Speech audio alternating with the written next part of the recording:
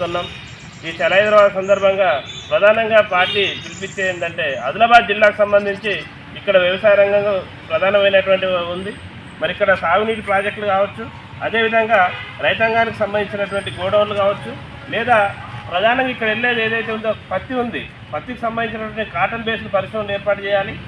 Cotton based పరిశ్రమలు ఏర్పాటు చేయడం ద్వారా ఇక్కడ ఉన్నటువంటి ఆసియాలోనే నంబర్ 1 క్వాలిటీ కలిగినటువంటి పత్తి ఆదిలాబాద్లో వెళ్తుంది. ఆ పత్తి పరిశ్రమలు ఏర్పాటు చేయడం ద్వారా ఇక్కడ రైతాంగానికి మేలు జరుగుతుంది. అదేవిధంగా ఇక్కడ ఉన్నటువంటి యువతకు ఉద్యోగ అవకాశాలు కల్పిస్తుంది.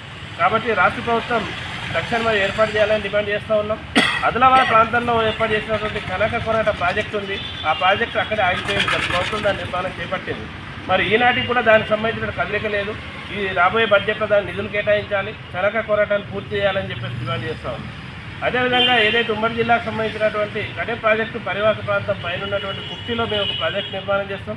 దాని ద్వారా రైతాంగానికి సాగునీరు అందుద్ది. అదేవిధంగా అక్కడ జల విద్యుత్ ఉత్పత్తికి కూడా అవకాశం ఉంది అని చెప్పేసి ఆనాడు ప్రకటించారు. దానికి సంబంధించినటువంటి సర్వేలు పూర్తి చేసిండ్రు. కానీ దాని బడ్జెట్లో ఇప్పుడు నిధులు కేటాయించడం లేదు. ఈ కాంగ్రెస్ ప్రభుత్వం కూడా గతంలో ఈ పార్టీ ఎన్నికల మేనిఫెస్టోకు ఎక్కడైతే ఆదిలాబాద్లో సభ జరిగిందో రేవంత్ రెడ్డి ఇక్కడ ప్రకటించడం జరిగింది.